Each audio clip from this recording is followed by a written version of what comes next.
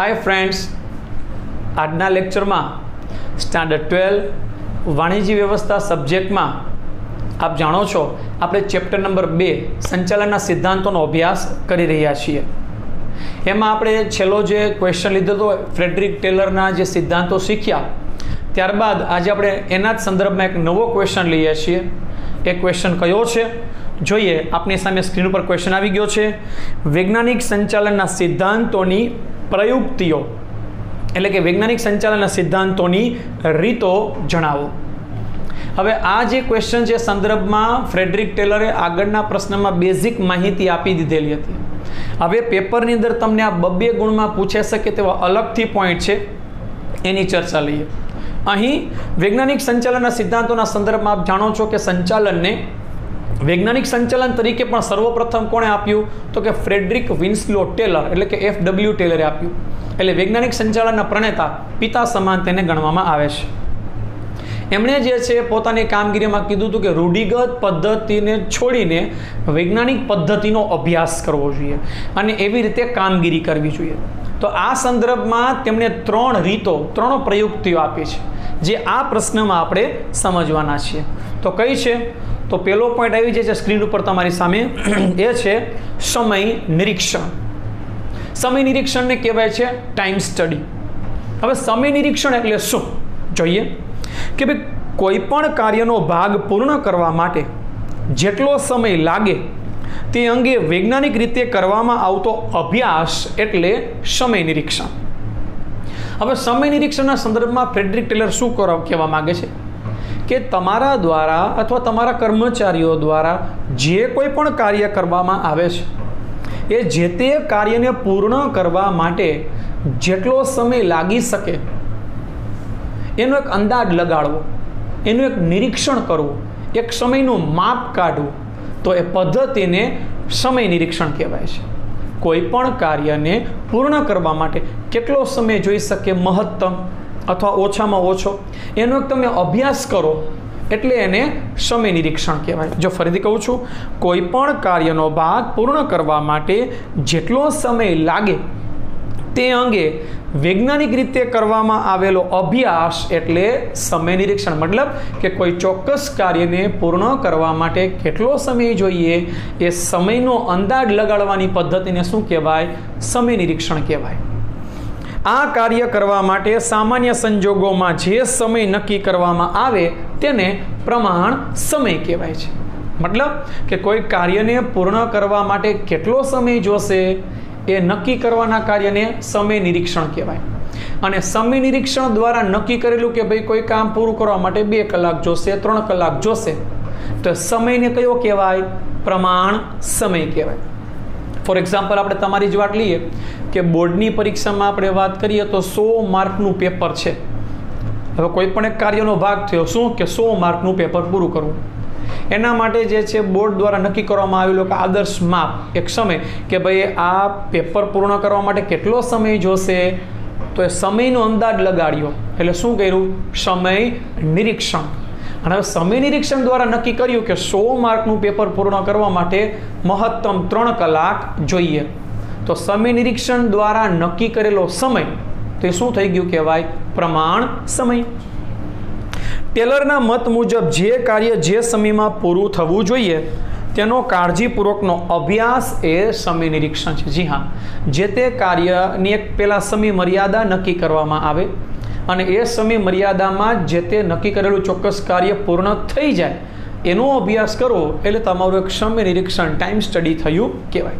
હવે આપણે જે છે રોજિંદા વ્યવહારમાં આનો અભ્યાસ બહુ ઓછો હોય, પણ કંપની લેવલે ઉત્પાદનની પ્રક્રિયામાં જ્યારે જતા હોઈએ ને ત્યારે આ પદ્ધતિ અપનાવવામાં આવતી હોય છે। उत्पादनना साधनों इष्टतम उपयोग करवानी दिशामां तथा समयसर धंधाना लक्ष्यांको सिद्ध करवा माटे समय निरीक्षण उपयोगी है। जी हाँ, જ્યારે નક્કી કરેલા ટાર્ગેટ મુજબ ઉત્પાદન પૂરું કરવાનું હોય ત્યારે આ સમય નિરીક્ષણ મહત્વનું છે। સાધનોનો ઇષ્ટતમ એટલે સારામાં સારો ઉપયોગ કરવાની દિશામાં, કરકસર કરવાની દિશામાં, બગાડ ઘટેવા પ્રયત્ન કરવામાં સમય નિરીક્ષણ ખૂબ જ મહત્વની પદ્ધતિ છે। રાઈટ. તો એ સમય નિરીક્ષણ કહેવાય. એક ગુણમાં પૂછે તો માત્ર વ્યાખ્યા લખવાની આવે કે કોઈ પણ કાર્યનો ભાગ પૂર્ણ કરવા માટે જેટલો સમય લાગે તે અંગે કરેલો વૈજ્ઞાનિક અભ્યાસ એટલે સમય નિરીક્ષણ. અને જો 2 ગુણમાં પૂછે તો આખો મુદ્દો લખવાનો થશે. ત્યારબાદનો બીજો પોઈન્ટ આવે છે ગતિ નિરીક્ષણ. ગતિ નિરીક્ષણને કહેવાય છે મોશન સ્ટડી. તો મોશન સ્ટડી એટલે શું જોઈએ? ગતિ નિરીક્ષણ એટલે બિનજરૂરી ખોટી દિશામાં થતા બિનકાર્યક્ષમ હલનચલનમાંથી ઉદ્ભવતા બગાડને દૂર કરવાની પદ્ધતિને ગતિ નિરીક્ષણ કહેવાય છે. અહીં સમયના બગાડની વાત કરે છે. મતલબ આપણા કર્મચારીઓ જે કામગીરી કરી રહ્યા છે એ કામગીરીમાં એક સ્થાનેથી બીજા સ્થાને આવવા જવામાં, સાધનોને લાવવા લઈ જવામાં, ઉત્પાદનની પ્રક્રિયામાં હલનચલનમાં સાવ ખોટો બિનજરૂરી સમય બગડતો હોય તો એનો અભ્યાસ કરીને એ સમય બગાડને દૂર કરવાનો પ્રયત્ન કરવામાં આવે તો એને શું કહેવાય? ગતિ નિરીક્ષણ કહેવાય છે. ફરીથી બોલું છું, ધ્યાન આપજો. ગતિ નિરીક્ષણ એટલે બિનજરૂરી ખોટી દિશામાં થતા બિનકાર્યક્ષમ હલનચલનમાંથી ઉદ્ભવતા સમયના બગાડને દૂર કરવાની પદ્ધતિ એટલે ગતિ નિરીક્ષણ. મતલબ કે આપણા કામદારો જે કામગીરી કરી રહ્યા છે એમાં ધંધાકીય એકમના કારખાનામાં એક વિભાગમાંથી બીજા વિભાગમાં અથવા એક એકમમાંથી બીજા એકમમાં હલનચલનની પ્રવૃત્તિમાં બિનજરૂરી સમય બગાડે, જેને કારણે શું થાય તો કે દિવસના અંતે જે આપણા અપેક્ષા મુજબનું, આપણા ટાર્ગેટ મુજબનું ઉત્પાદન થવું જોઈએ એના કરતાં ઉત્પાદન ઓછું થાય. તો આવો બિનજરૂરી હલનચલન કરવાને કારણે સમયનો બગાડ થાય છે. તો એને ઘટાડવાનો પ્રયત્ન કરવો એટલે ગતિ નિરીક્ષણ કર્યું કહેવાય. જો કહે છે કામદાર કાર્ય સમયે જે હલનચલન કરે છે તેનો જો અભ્યાસ ધ્યાનપૂર્વક કરવામાં આવે તો હલનચલનની ખોટી પ્રક્રિયા દૂર કરી શકાય. આમ કરવાથી કામદારોનો થાક પણ દૂર કરી શકાય છે તેમજ ઉત્પાદનમાં પણ વધારો કરી શકાય છે. જી હા, કામદારો બિનજરૂરી એક જગ્યાએથી બીજી જગ્યાએ જવામાં, હલનચલનમાં, ઉત્પાદનમાં સમય વ્યતીત કરે. એક તો કે સમયનો બગાડ થાય છે બિનજરૂરી. બીજું, આવું ખોટું હલનચલનને કારણે તેમને થાક લાગે છે. તો બંનેની અસર કેના ઉપર પડે તો કે ઉત્પાદન ઉપર. તો હલનચલનમાં સમય બગડે એને ઘટાડવામાં આવે, કર્મચારીને શક્તિમાં થાક લાગે છે એ ઘટાડવામાં આવે, તેનો અંતે અસર ક્યાં આવે તો કે ઉત્પાદનમાં ફાયદો થાય છે, ઉત્પાદનમાં વધારો થાય છે. તો આમ ખોટા હલનચલનમાં જે સમય બગડે છે એને દૂર કરવાનું નિરીક્ષણ એટલે સમય નિરીક્ષણ કહી શકાય. રાઈટ. ત્યારબાદ ત્રીજો પોઈન્ટ આવે છે ભિન્ન વેતન દરની પદ્ધતિ.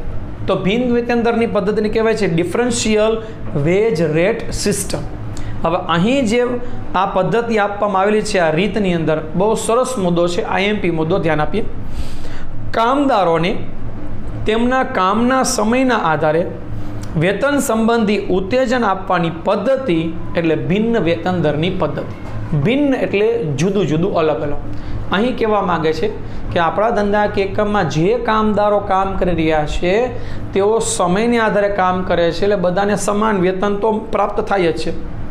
પણ અહીં એમ કહેવા માગે છે કે જુદું જુદું કાર્ય કરનારા અધિકારીઓને, કામદારોને તેમના કામની ક્ષમતા મુજબ, તેમના ઉત્પાદન મુજબ તેમને ઉત્તેજન આપવું જોઈએ, તેમને વધુ પગાર આપવો જોઈએ. જે કામદાર છે જે પ્રકારનું ઉત્પાદન કરે છે એ મુજબ તેને વેતન આપવું, બધાને એક સરખું વેતન આપવું ને. એટલે શબ્દ શું કીધો? ભિન્ન વેતન દર.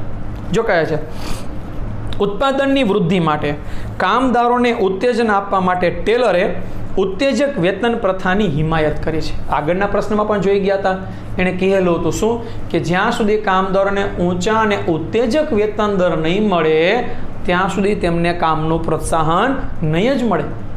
એટલા માટે એણે શું કીધું તો કે ભાઈ કામદારોને ઉત્તેજક વેતન, ઊંચું વેતન આપવું જોઈએ જેથી તેમને ઉત્પાદનમાં પ્રોત્સાહન મળે. કારખાનામાં કામ કરતા દરેક કામદારની કાર્ય કરવાની ક્ષમતા અલગ અલગ હોય છે. તો આ હકીકતને ધ્યાનમાં રાખીને કાર્યક્ષમ કામદારોને વધુ વેતન અને ઓછી કાર્યક્ષમતાવાળા કામદારોને ઓછું વેતન મળવું જોઈએ. હવે આ મુદ્દાનો મેઇન પોઈન્ટ આવી ગયો શું કે ધંધાકીય એકમમાં કામ કરનારા દરેક કામદાર છે બધાની કામગીરીનું જે છે ઉત્પાદન કરવાની ક્ષમતા સમાન હોતી નથી. બધાની ક્ષમતા અલગ અલગ હોય છે. તો જેની જેવી ક્ષમતા એ મુજબ એને વેતન મળવું જોઈએ. ધારો કે આપણે ઉદાહરણ લઈએ કે આપણા કામદારોની અંદર વાત કરીએ 3 વ્યક્તિ છે, A, B અને C. આવા 3 વ્યક્તિ છે. આ 3 વ્યક્તિ આપણા જે છે કારખાનામાં ઉત્પાદન વિભાગમાં દિવસની 8 કલાક કામ કરે છે, સમાન સમય કામ કરે છે. અને આપણે એનો મજૂરી વેતન દર નક્કી કરેલો છે કે ભાઈ એક દિવસના અંતે 8 કલાક કામ કરવાને કારણે તમને 500 રૂપિયા વેતન દર આપવામાં આવશે. હવે A, B અને C ત્રણેય એક દિવસ કામ કરે, 8 કલાક કામ કરે, 500 રૂપિયા વેતન આપવામાં આવે. પણ એવું બને કે દિવસના અંતે A છે એ 100 એકમોનું ઉત્પાદન કરે, B છે એ 80 એકમોનું ઉત્પાદન કરે, C છે એ 70 એકમોનું ઉત્પાદન કરે.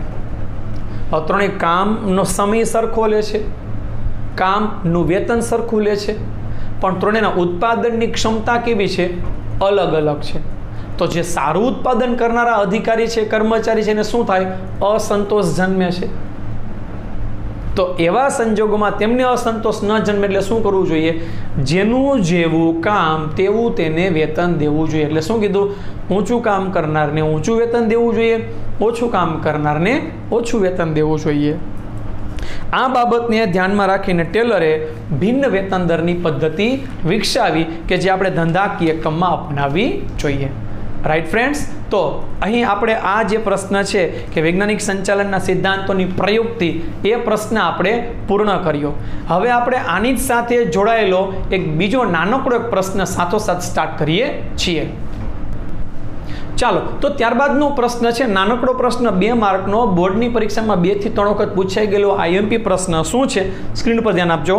હેનરી ફેયોલે ઔદ્યોગિક સાહસની વહીવટી પ્રવૃત્તિઓને કેટલા ભાગમાં વહેંચી છે?